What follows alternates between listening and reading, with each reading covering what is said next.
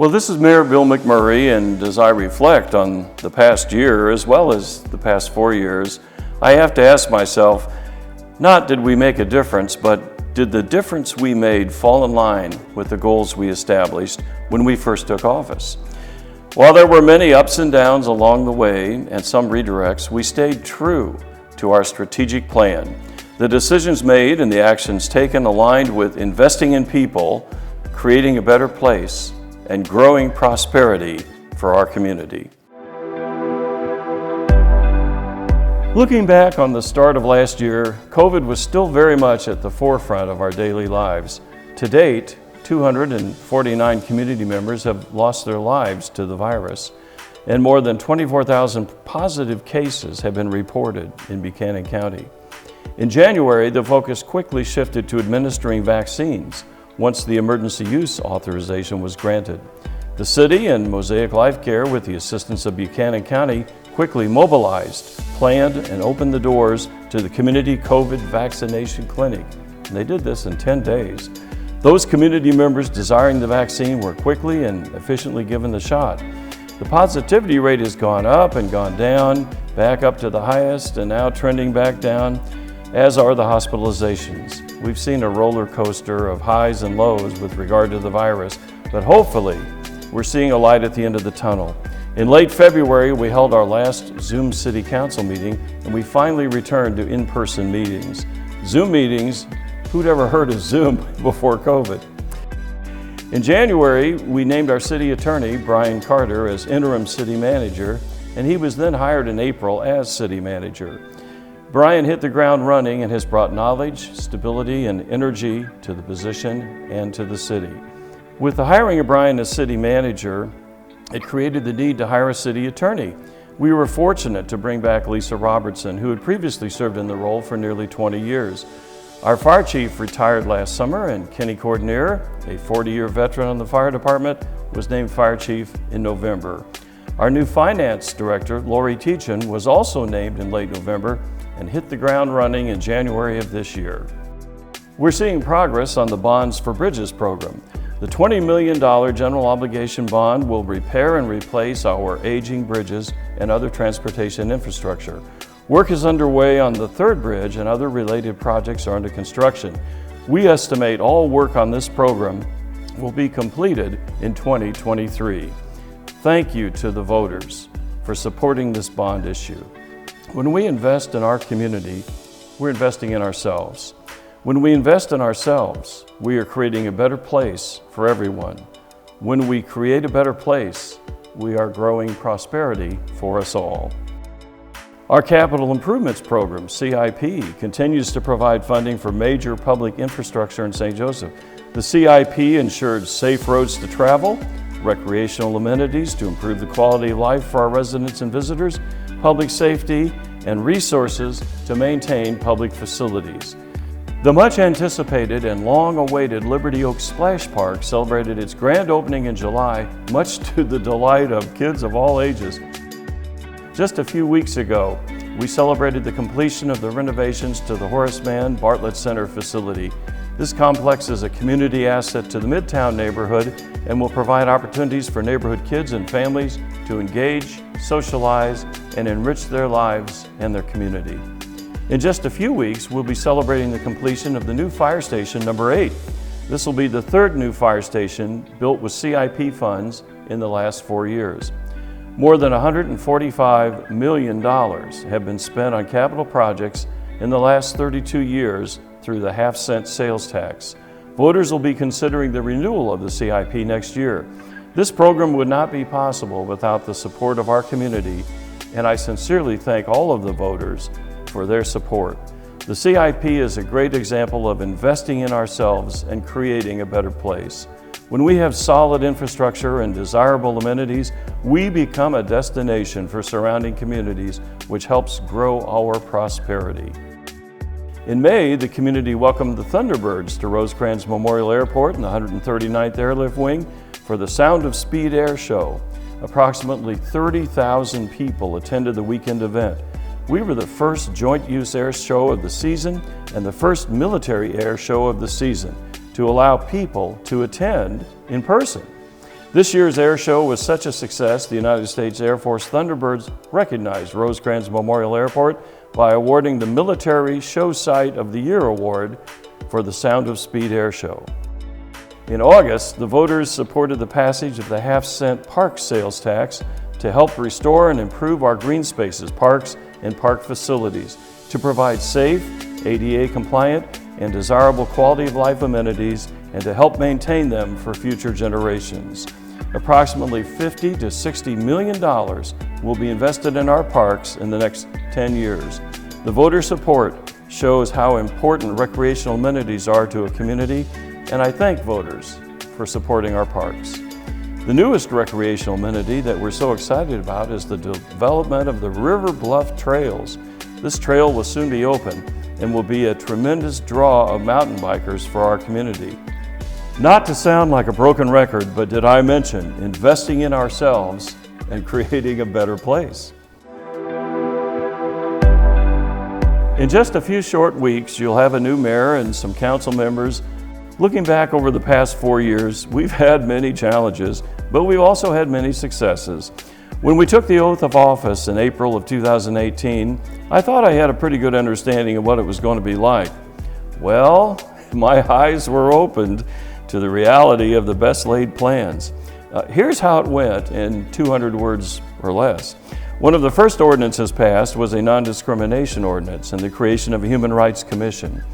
A ribbon cutting for a new fire station, the renewal of the CIP sales tax, a ribbon cutting for another fire station, the launching of the Imagine St. Joseph 2040 plan, a ribbon cutting for the inclusive playground at Bartlett Park, and an historical crest of the Missouri River at 32.07 feet, topping the flood of '93.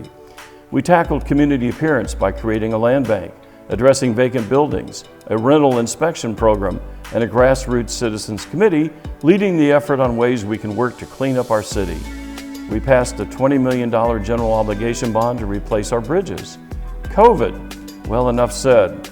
The departure of our longtime city manager, 2 major windstorms, a flood, an ice storm, forcing city crews to abandon scheduled projects to clean up debris and help rebuild flood-damaged infrastructure. The hiring of a city manager and the departure of a city manager. The hiring of City Manager Brian Carter, who I believe will be around for a long time, bringing energy, stability, and commitment to the job. And add to this list what I just reported for this past year, and that's kind of the highs and lows of the past 4 years. Don't let anyone tell us that we aren't making progress and headed in the right direction. Not everything was rosy in the past 4 years, and the challenges sometimes derailed progress. Let's talk about some of the more notable outcomes for the past 4 years. City staff done a remarkable job with the administration of the budget over the past 4 years. The city's budget expenses have decreased 17.5% in the last 3 years. The budget to actuals had a positive trend, where the actuals were actually lower than budgeted for each of the last 3 years. The city has been recognized for 31 years of excellence by the Government Finance Officers Association.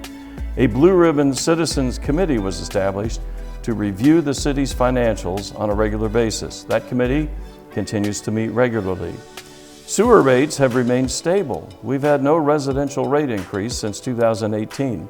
This council authorized the allocation of $3.5 million of American Rescue Plan Act funds to the sewer fund to help increase the fund balance. This allocation will help to sustain the rates for the near future. More than $28 million have been invested in street improvements. And much is happening with addressing our community appearance. However, so much more needs to be done. Each one of us needs to take personal responsibility to be a part of the solution. Whether it's getting outside and walking your block to pick up trash, organizing neighborhood cleanups, or talking about the problem to your neighbors and encouraging others to step up and help out. Vacant properties have been a focus area of this council. Nearly 140 demolitions have occurred over the past 4 years. Vacant property permits are now required. Rental properties are now being inspected. Landlords are now required to be licensed. Legal actions are now filed to turn administrative penalties into judgments. Municipal court fines have been increased. We have dedicated an existing staff position to help neighborhood groups and coordinate cleanup efforts, provided nearly $1.5 million in grant funds to support neighborhood stabilization and historic preservation. You'll be seeing the results from the Grassroots Citizens Committee working on anti-litter campaigns and other activities to help clean up our community. We truly are all in this together, and it will take all of us to get to where we both need and want to be to create a better place for us and for future generations. One of the first things I did after taking office was to establish a Blue Ribbon Crime Committee. This committee has continued to meet, looking at crime statistics, trends, and progress in our community. The police department actively engages in the community in different ways to foster open communication and trust with our residents. They hold a Citizens Police Academy, Cops Who Care Kids Camp, Teen Academy, and every August, the National Night Out. As a part of investing in people, we continue to look at ways to address homelessness in our community. We support the efforts of the Continuum of Care, partnered with Homebase, a national firm focused on solutions for the homelessness. We provided funding for the Crossing Outreach, partnered in the Urban Mission Project, established the Mayor's Blue Ribbon Homeless Advisory Committee, and endorsed more than $1 million of ARPA funds to address this issue. From a staff perspective, the health and police departments participate on numerous committees to provide support to the homeless population. Economic development is the foundation for building a stronger and more resilient community. Sustaining and growing local business ensures a solid sales tax revenue, which in turn creates a desirable quality of life, innovative educational system, and quality workforce. Desirable housing and quality health care, which in turn attracts new business to the community. Through the hard work and commitment of our economic development partners, we were able to stimulate more than $421 million in capital investment and created 590 projected new jobs. Some notable successes were Boehringer Ingelheim, Schutt's Container, Clarios, Daly's Premium Meats, Triumph, Tyson, and Alltech. Cereal Ingredients is a new company that's a $24 million investment with 48 projected new jobs over a 3-year period. The City Council endorsed a plan to utilize ARPA funding for expansion of the Hilliard Technical Center at $2.25 million. Other initiatives include the North Central Missouri College partnership with Hilliard Technical Center and Missouri Western State University North Central Missouri College partnership.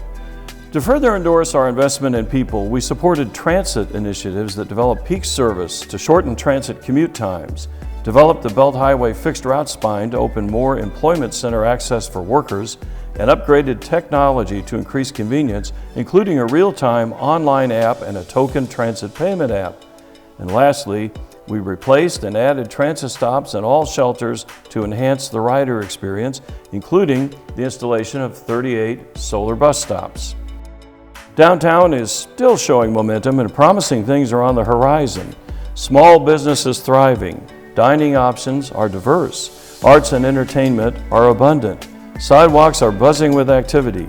We've started seeing improvements made to the Civic Arena, and more to come as a result of the investment of $1 million of ARPA funding and $2.1 million of Parks Tax funding.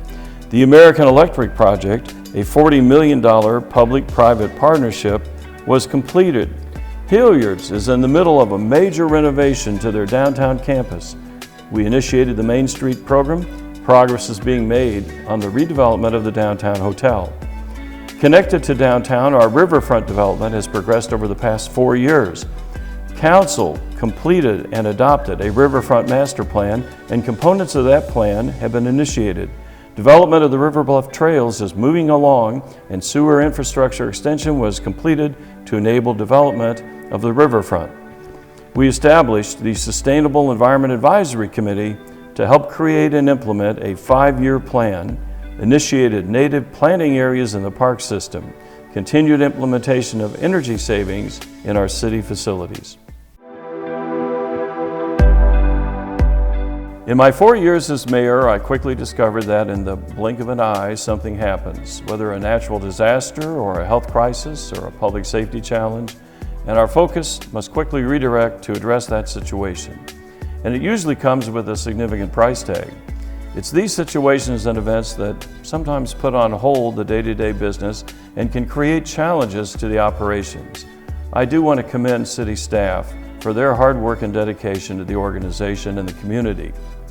Day in and day out, city employees at all levels are truly committed to being fiscally responsible and providing the best possible service to our community. And I want to thank them for their service. I also want to thank my fellow council members for their commitment to serving our community. Many meetings have been held over the last 4 years and many challenging decisions made. We've discussed, debated, and made decisions that we felt were in the best interest of those we serve. It wasn't always easy, but each and every member on the council is to be commended for their efforts over the past 4 years.